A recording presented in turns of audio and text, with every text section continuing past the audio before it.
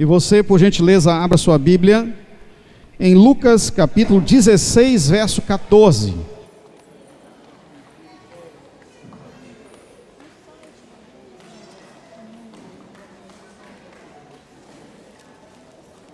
Lucas 16, verso 14.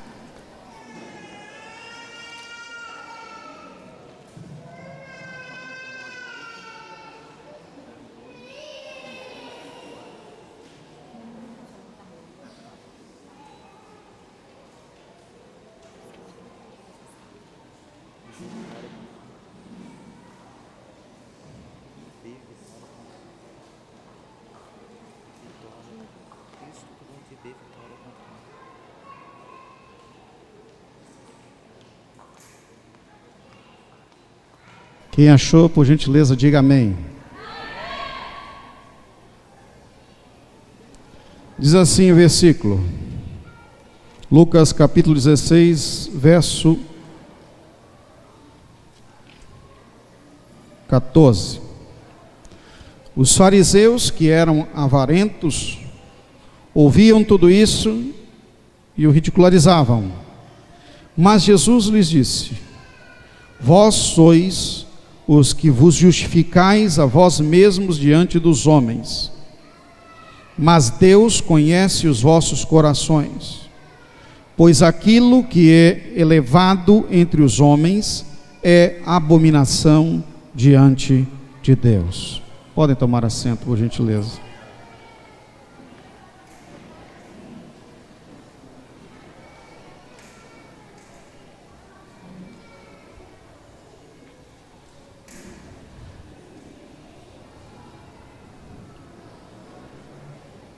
Semana passada, amados, nós tivemos a oportunidade de compartilhar a palavra do Senhor, falando sobre o interesse de Jesus em restaurar os pecadores, o projeto de Deus para salvar. Que Jesus aplica todo o esforço, ou aplicou todo o esforço também possível enquanto estava entre nós, e agora, como Deus em Cristo, aplica por meio do Espírito Santo todo o esforço para que nós possamos alcançar a salvação.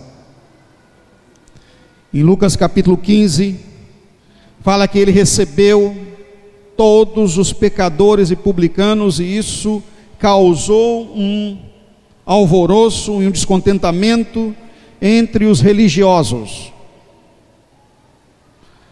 e eles o censuraram ao dizer: mas ele come e bebe com pecadores. E pela palavra nós descobrimos que Jesus não veio para os sãos, ele veio para os enfermos, ele veio para buscar e salvar realmente o que está perdido. No encaminhamento desta palavra, nós vimos que Jesus proferiu 3 parábolas em sequência e encerrou com os discípulos em tratamento que nós entendemos como em particular, falando da parábola do mordomo infiel. Primeiro ele falou a parábola, proferiu a palavra da ovelha perdida, ou da 100ª ovelha. Depois ele proferiu a parábola da moeda perdida, ou da dracma. Depois ele proferiu a parábola do filho pródigo para toda a multidão. E fechando o tratamento com os discípulos acerca da censura dos religiosos quanto a investir na vida de pecadores, Jesus traz os discípulos em particular e fala acerca de um homem que era um administrador de uma riqueza muito grande, um mordomo por excelência, e que aquele mordomo foi encontrado como uma pessoa incapaz ou muito capaz num certo lado, que era um corrupto. Quando o Senhor estava fora, ele atendia às suas demandas e não às demandas do negócio, e não respondia aos interesses de seu patrão, mas atendia aos seus próprios interesses. Alguma coisa parecida com o que nós estamos vendo, né? E que na verdade não é nada de novo. Se na época de Jesus já fala dessa corrupção, imagina né, 2000 anos depois, em que os homens continuam com seus corações afastados de Deus. E é exatamente o inverso disso que nós vamos pegar agora, a parábola do mordomo infiel. Na verdade, o seu desdobramento do trato de Jesus com os discípulos, para falar acerca de um coração alinhado ao coração de Deus, um coração segundo o coração de Deus. No desdobramento então dessa parábola, descrita aí em Lucas capítulo 16, dos versos 1 a 7, que quando o patrão avisa aquele administrador que ele seria demitido, ele começou a chamar a todos os credores com a seguinte intenção: já que eu não terei mais o meu salário, nem de onde tirar a minha riqueza, eu vou negociar as dívidas do meu patrão, fazendo o seguinte: se alguém devia 100, escreva aí na promissória 80, se devia 50, escreva 25, se devia 25, escreva 10. E depois que ele recebeu todo o pagamento adiantado e prestou contas, até o próprio patrão, que o viu com uma aparência, o dispensou com louvor. E aí Jesus falou assim, proferiu a seguinte sentença: os filhos das trevas são mais prudentes do que os filhos da luz. Uma palavra que todos nós devemos conhecer ou conhecemos. Mas os fariseus que estavam próximos, depois que Jesus dirigiu aos discípulos essa parábola, o verso 14 diz aqui que eles ouviam o que Jesus estava falando. Jesus não estava falando para eles, mas estava falando para os discípulos. Eles ouviram e ridicularizaram a Jesus. Mas Jesus então lhes rebate com o verso 15 que nós acabamos de ler. E deles, queridos, eu quero tirar algumas justificativas ao contrário senso do que Jesus expôs. Jesus expôs assim: vós sois o que vos justificais a vós mesmos diante dos homens, falando para os fariseus. Pois aquilo que é elevado entre os homens é abominação diante de Deus, pois Deus conhece os corações. Como trazer para nós entendimento, queridos, de um ensino tão excelente, de ter um coração alinhado com o coração de Deus dentro dessa passagem? Nós precisamos avaliar essa palavra invertida. Então, como primeira reflexão, eu quero trazer aqui a parte A, quando Jesus diz: mas Jesus lhes disse, vós sois os que vos justificais a vós mesmos diante dos homens. Da seguinte forma: a justificação perante os homens e sua inutilidade diante de Deus. Eu quero que você, por gentileza, abra sua Bíblia comigo em 2 Timóteo capítulo 3, verso 5. Nós vamos fazer um passeio aqui na palavra de Deus, e eu quero pedir a você essa noite, por gentileza, a manter a sua Bíblia às mãos. 2 Timóteo 3, 5 nos diz assim as Escrituras: e tendo forma de piedade, mas negando-lhe entretanto o poder, foge também destas pessoas. Paulo falando a Timóteo, queridos, sobre a apostasia, a conduta inapropriada de alguns seguidores de Jesus. Há uma diferença muito grande entre seguidores e discípulos. Seguidores são aqueles simpatizantes, seguidores são aqueles que são simpáticos à fé, gostam dos louvores das igrejas, frequentam em muitas das vezes, quando podem, aos domingos, gostam das festas, procuram as atividades. São os que têm a aparência de piedade, mas negam-lhe entretanto o poder, ou a submissão à autoridade divina. A palavra piedade, queridos, quer dizer senso profundo pelo sagrado em sua raiz etimológica mais pura. O piedoso é aquele que sabe o que é o sagrado e reconhece o sagrado. vive em prol da defesa e da guarda do sagrado. O piedoso é o entregue completamente a uma vida sincera. Quando se trata do piedoso a Deus, uma vida sincera diante de Deus, de um coração puro, um coração quebrantado e contrito. No entanto, o que nós vemos aqui é que a aparência pode enganar a muitos. Existe até uma frase de filosofia de caminhoneiro, dessas que ficam em lameira de caminhão, que diz o seguinte: você pode enganar a muitos por muito tempo, mas não enganará a todos por todo o tempo. Provavelmente o Emerson, que é motorista de caminhão, já deve ter enxergado uma dessa pelas estradas afora. No dia que eu vi essa frase, eu falei, eu tenho que decorar. Eu viajava muito e li essa frase. Um exemplo de uma pessoa que era extremamente oportuna aos homens, mas o seu coração estava longe de Deus, foi de um conhecido rei de Israel. Está em 1 Samuel capítulo 16 e o verso 7, se você quiser abrir a Bíblia e acompanhar o verso. O nome desse rei era Saul. A Bíblia fala que esse homem era um homem de uma aparência extraordinária. Na linguagem bíblica erudita diz o seguinte, que os seus lombos sobressaíam aos demais, ou seja, ele andava de tal forma que os seus ombros, os homens batiam a cabeça.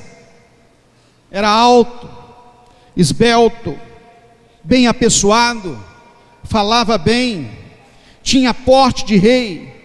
Mas o texto fala no versículo 7 o seguinte: porém o Senhor disse a Samuel: não atentes para a sua aparência, nem para a sua altura, porque o rejeitei, porque o Senhor não vê como o homem vê, o Senhor vê o interior, o Senhor conhece o coração.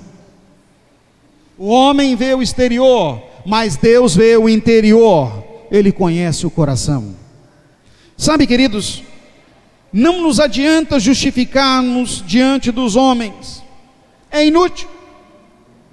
Não nos adianta ter bom discurso, boa palavra, excelente aparência, se diante de Deus somos reprovados.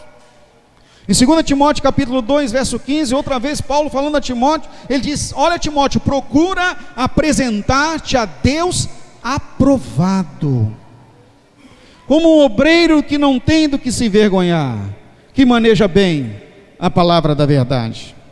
Glória a Deus, queridos, que nós, a igreja do Senhor desse último tempo, somos uma igreja de Deus apaixonada pelo avivamento. Nós queremos a verdadeira manifestação de Deus. Por isso estamos nos privilegiando, queridos, pela busca de um discipulado sincero, de um coração quebrantado, pois o Senhor nosso Deus nos adverte que é esse que Ele quer, e a sua palavra nos diz que este é o mandamento: amarás, pois, o Senhor teu Deus de todo o vosso coração, de toda a vossa alma, de todo o vosso entendimento e de todas as vossas forças, e ainda amarás o teu próximo como a ti mesmo. O que fecha, portanto, quer dizer que a vida do Filho de Deus é uma vida de um coração apaixonado, de um coração que é igual ao coração de Deus, um coração cheio de paixão pelas pessoas. Deus não está importando, queridos, com a beleza das nossas palavras. Deus não está importando se nós temos capacidade para pregar para 1.000, 10.000, 100.000, ou se temos condição de dar uma entrevista na televisão, ou se temos condição de sermos tão bem apessoados que todos vão dizer: olha que fofinho, que bonitinho aquela é, que bonitinho que ele é. Não, o que o Senhor quer de nós, queridos, é verdadeiramente um coração ligado ao coração dele, um coração identificado ao coração de Deus, um coração que é um coração de amor. Em nosso interior o amor de Deus precisa fluir, pois quando no amor de Deus que flui lá no nosso interior, verdadeiramente isso acontecer, a nossa boca proferirá amor, as nossas atitudes serão atitudes de amor, a nossa vida será uma vida de amor, e isso levará a muitas pessoas a reconhecerem ao Senhor, pois a palavra de Deus diz assim: todos reconhecerão que vocês são meus discípulos, se tiveres amor. Não é a aparência, não é a beleza, nem a capacidade, não é a formação teológica, nem a formação acadêmica.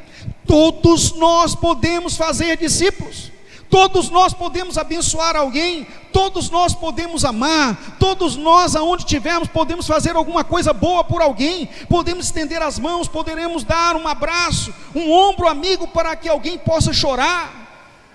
O que me adianta ter uma grande pose? O que me adianta ter uma grande formação, uma grande beleza, se não tiver amor pelas pessoas? Isso será simplesmente, como a Bíblia fala em 1 Coríntios 13, como um sino que bate sem nenhum efeito, apenas, como nós pregamos aqui em domingos anteriores, como um fazedor de barulhos.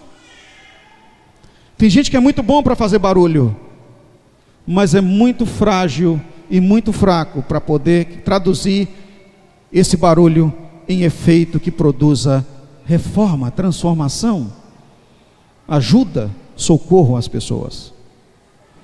Eu quero trazer aqui para você nessa noite, como primeiro ensino dentro dessa primeira reflexão, é que Deus não está interessado no que nós aparentamos, Ele quer ver a verdade do coração.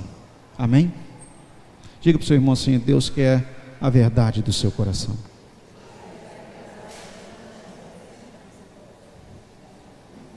Era o que Jesus queria com esses homens, era o que Jesus queria com os discípulos. Em nenhum momento Jesus os quis censurar. O projeto de Jesus com os religiosos não era censurá-los, era levá-los a uma reflexão profunda que pudesse mudar o seu coração. Sabe de uma coisa, queridos? Quando nós tivermos um coração realmente transformado, o Senhor vai colocar pessoas na nossa frente para que nós possamos cuidar, porque Ele vai saber assim: ó, eu posso contar com Ele. E aí o seu Geavite, a sua célula vai prosperar, a sua casa será um ambiente de socorro àqueles que são necessitados, a tua vida será uma vida de mudança nos outros, pois você já está em processo de mudança. Amém? Segundo ensino, a parte B do versículo diz aqui que Jesus disse que Deus conhece os corações. Em Atos dos Apóstolos capítulo 15 versículo 8, nos diz assim a palavra, Atos dos Apóstolos capítulo 15 versículo 8, Deus conhece os corações. Olha o que diz as Escrituras: ora, Deus que conhece os corações, lhes deu testemunho, concedendo o Espírito Santo a eles, como também a nós nos concedera. Eu achei fantástico esse verso, porque Deus que conhece os corações, é Ele quem aprova-nos. Deus que conhece o coração, é Ele quem entende quem nós somos, e aí o maior de todos os benefícios Ele nos dará. Pois a palavra de Deus fala a respeito da petição, comparando a Deus um pai. Nos diz assim as Escrituras, Jesus falando: qual é o pai? Se o filho lhe pedir pão, lhe dará em lugar de pão uma pedra? Ou se o filho lhe pedir peixe, lhe dará em lugar de peixe uma serpente? Vós, sendo maus, sabeis dar boas dádivas, ou seja, bons presentes aos vossos filhos, quanto mais o vosso Pai Celestial, que é verdadeiramente Pai, dará o Espírito Santo àqueles que lhe o pedirem. Portanto, queridos, o nosso Deus sabe dar, Ele sabe conceder as bênçãos, é Ele quem conhece os corações, é Ele quem conhece as mentes. Romanos capítulo 8, verso 27, por gentileza também. Romanos capítulo 8, verso 27, olha o que a palavra de Deus diz acerca, Deus conhece os corações.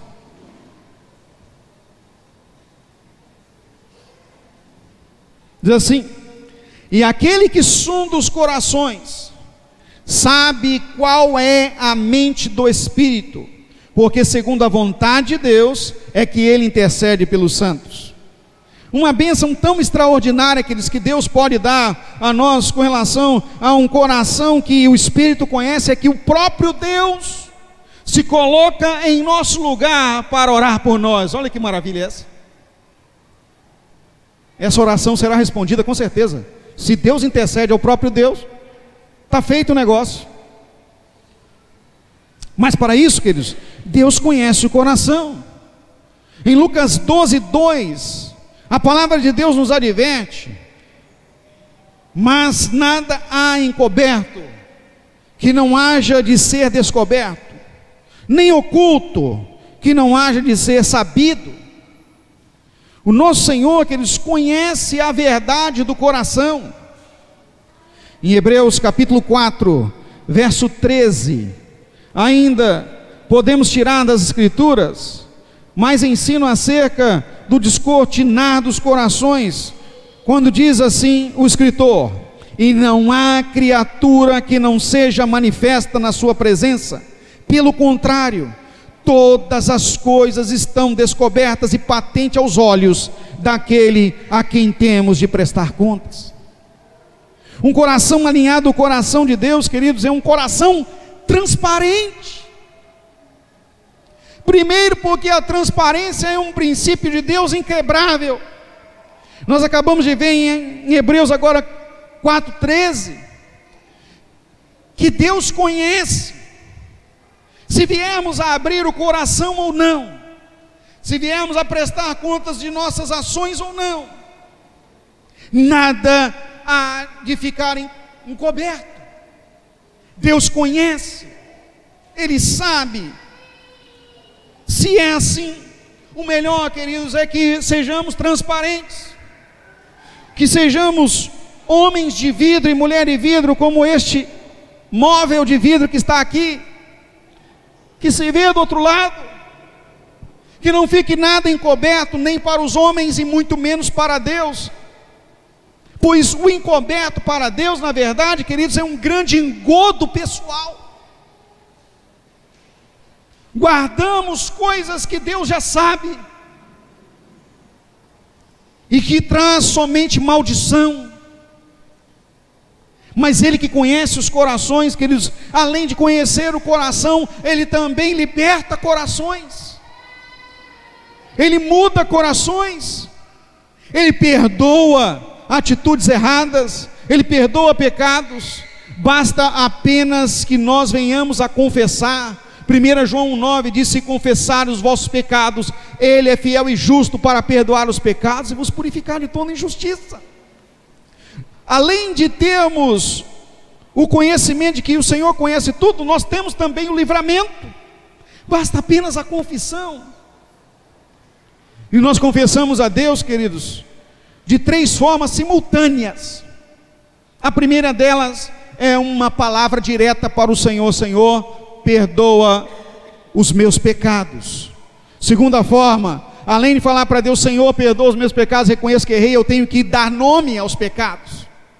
E terceiro, não basta eu apenas confessar diretamente ao Deus invisível, mas a minha confissão deve ser dada ao meu irmão, aquele que é meu líder imediato sobre mim, para que ele possa orar sobre a minha vida, cuidar-me e tratar-me acerca do problema para que seja curado. Está em Tiago 5,16. Devemos confessar as nossas culpas uns aos outros para que sejamos curados. Sabe, queridos, Deus conhece teu coração e conhece o meu. Ele sabe o que tem lá dentro. Às vezes, queridos, nós temos muito boa intenção, mas não adianta de boa intenção. Inclusive há um ditado popular que diz assim, ó, de boas intenções o inferno está cheio. Além das boas intenções, nós precisamos também fazer a prática correta. Não adianta fazermos a coisa certa de forma errada. Muita gente tem feito coisas certas de forma errada, mas a forma macula o resultado. Um processo, queridos, falho, inutiliza a sentença. Para advogados, juízes e promotores, nós sabemos disso. Inutiliza o resultado. No reino de Deus não é diferente, o princípio é o mesmo. Fazemos a coisa certa de forma errada, vai inutilizar o resultado. Precisamos fazer a coisa certa de forma certa. E a forma certa no reino de Deus, queridos, é um coração quebrantado e contrito. A forma certa diante de Deus é um coração que presta contas. A forma certa diante de Deus é uma vida transparente. E aí então estaremos realmente vivendo o amor de Deus em nossa vida, pois nosso Deus é transparente. O nosso Deus tem transparência em relação a nós, com amor. Ele nos amou de uma maneira enorme que nós somos incapazes de mensurar. João 3,16, porque Deus amou o mundo de tal maneira que deu seu Filho unigênito, para que todo aquele que nele crê não morra, mas tenha a vida eterna. Para finalizar, queridos, a terceira reflexão, ainda dentro da fala de Jesus, em Lucas capítulo 16, verso 14, o que é aprovado diante dos homens é rejeitado por Deus, mas o que é aprovado por Deus é desconhecido dos homens. Gravem essa frase: o que é aprovado diante dos homens é rejeitado por Deus, mas o que é aprovado por Deus é desconhecido dos homens. Parece um contrassenso, mas esta é a realidade, queridos. Estamos pregando aqui nessa noite que nós temos que tomar cuidado com a aparência sem essência.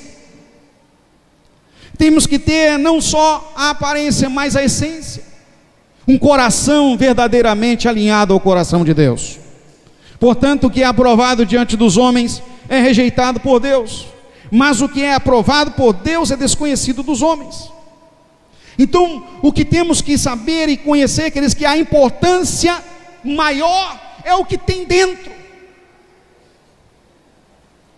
Certa feita eu ouvi alguém falando acerca disso, dizendo: mas a Igreja Batista pega muito a questão do coração, muita questão do coração. Não é só o coração, tem que ser o estar fora, mas, queridos, a mudança começa do interior.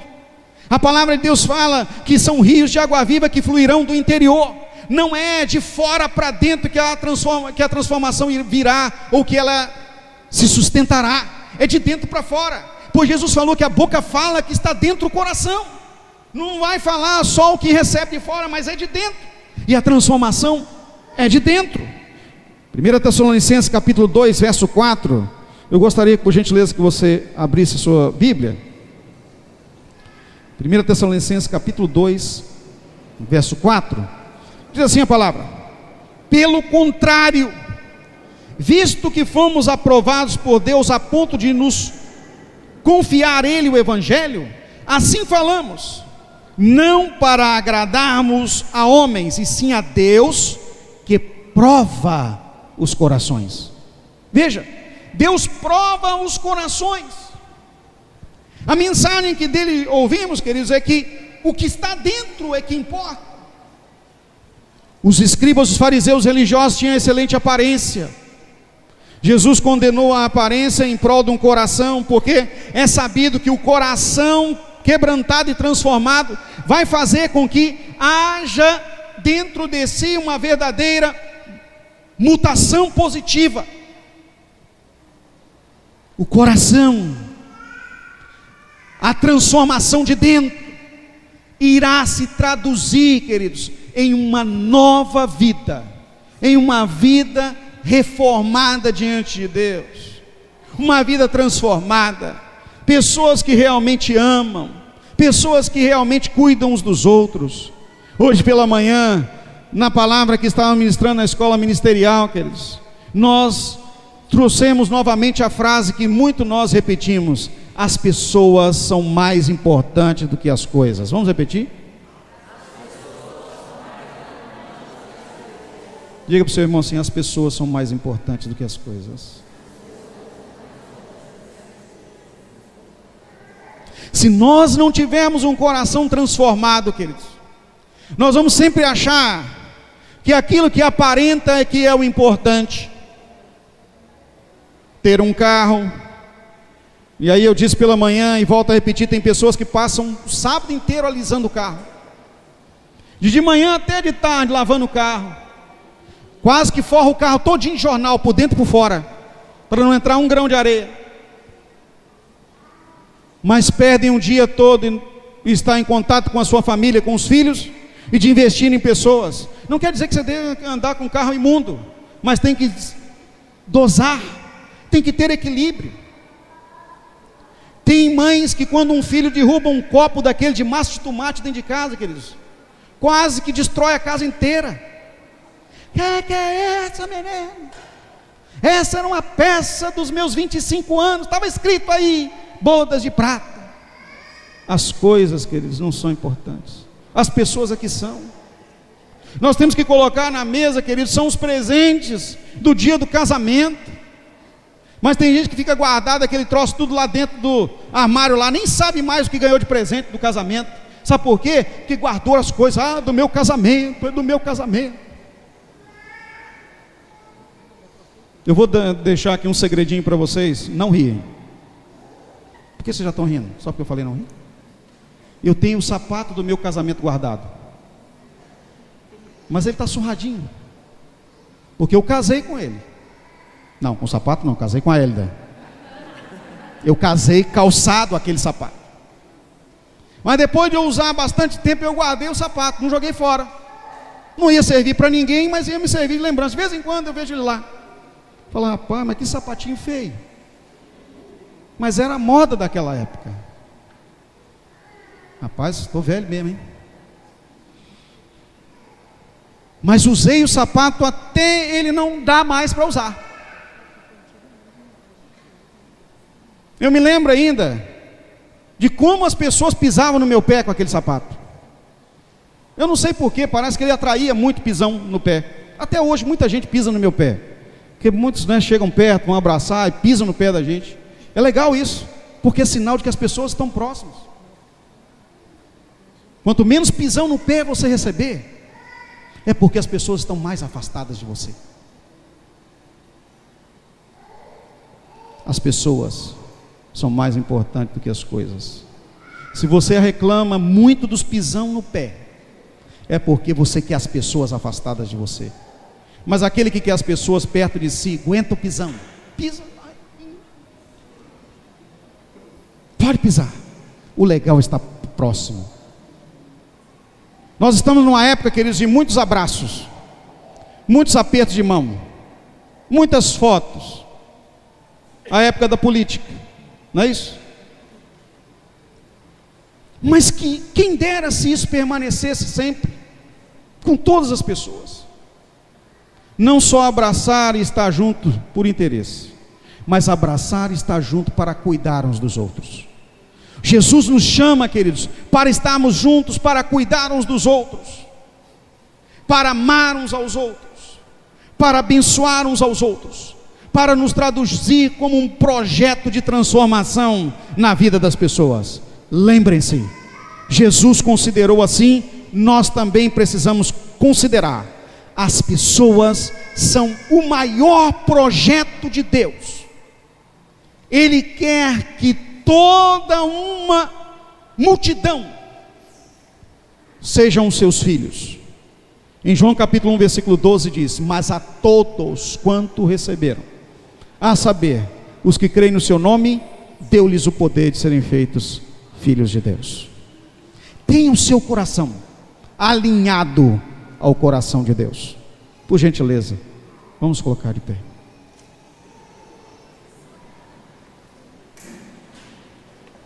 Quero incentivar você agora a curvar a sua cabeça.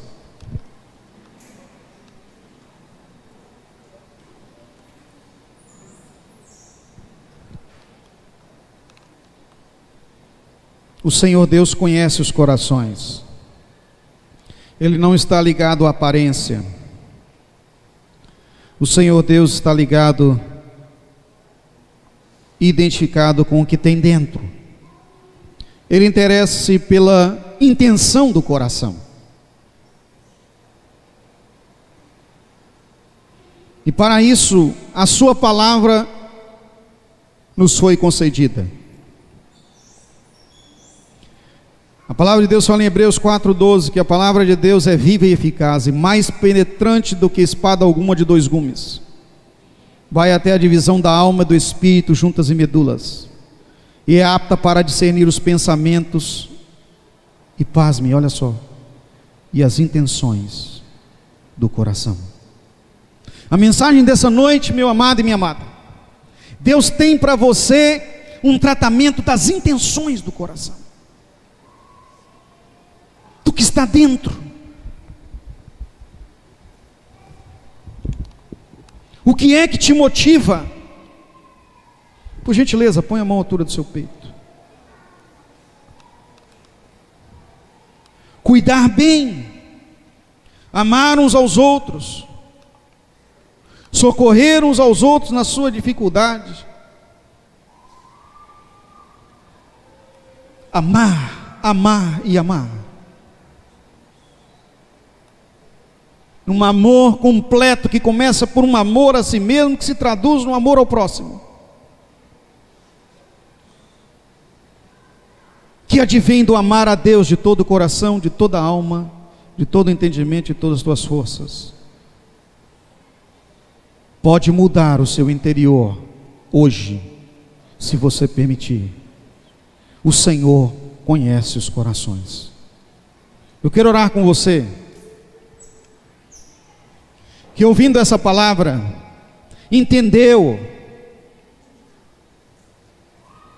que alguma coisa precisa mudar no seu interior, que o valor que você tem dado precisa ser mudado. Precisamos ser alinhados ao coração de Deus. O coração de Deus valoriza o que é importante: pessoas, não aparência, nem posições, nem posses.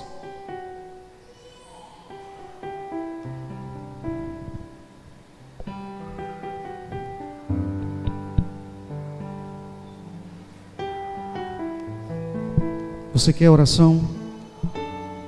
Talvez tenha alguém que você tenha que perdoar. Tenha você mesmo que precisa ser perdoado.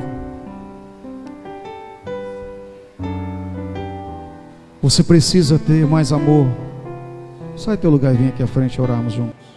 Repetimos: não se atente para a aparência. O que as pessoas vão pensar de mim, não importa. O importa é o que Deus sabe a teu respeito. E Ele quer ver mudança no coração.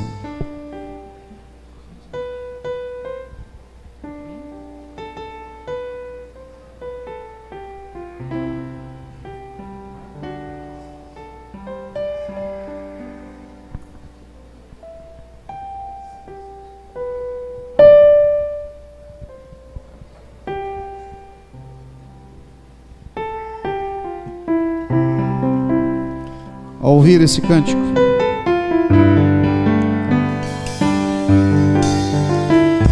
tome a decisão de sair do teu lugar e vir à frente para juntos orarmos.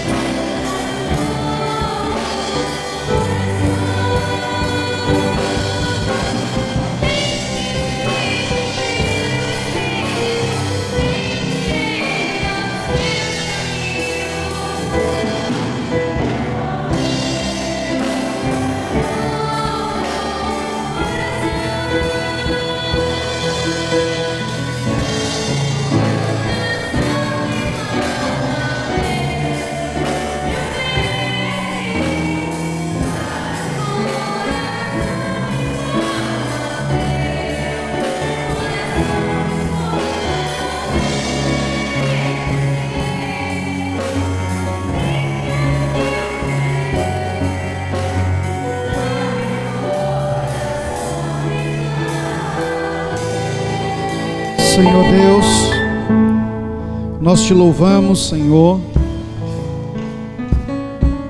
pela oportunidade que temos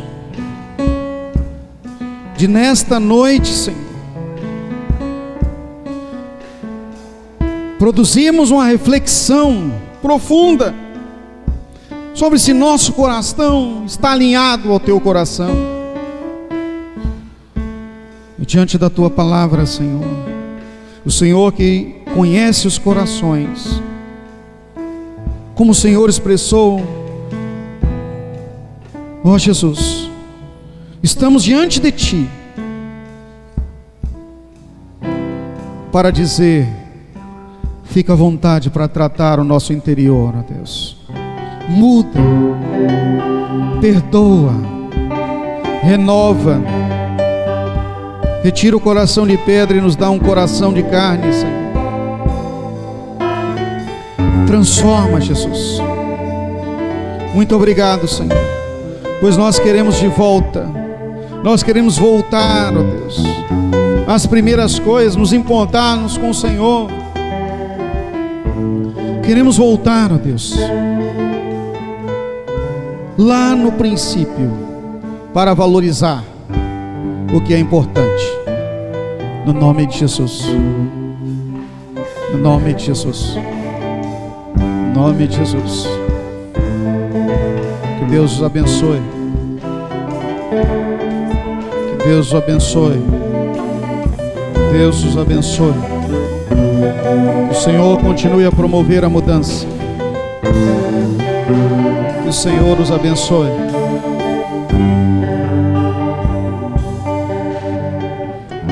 Curve sua cabeça, feche seus olhos e agradeça a Deus pela palavra. Senhor, muito obrigado. Obrigado pela oportunidade que o Senhor nos deu e podemos refletir, Senhor, acerca de nosso interior e sermos tratados pelo Teu Espírito, ó Deus, que conhece os corações. No nome de Jesus. Amém.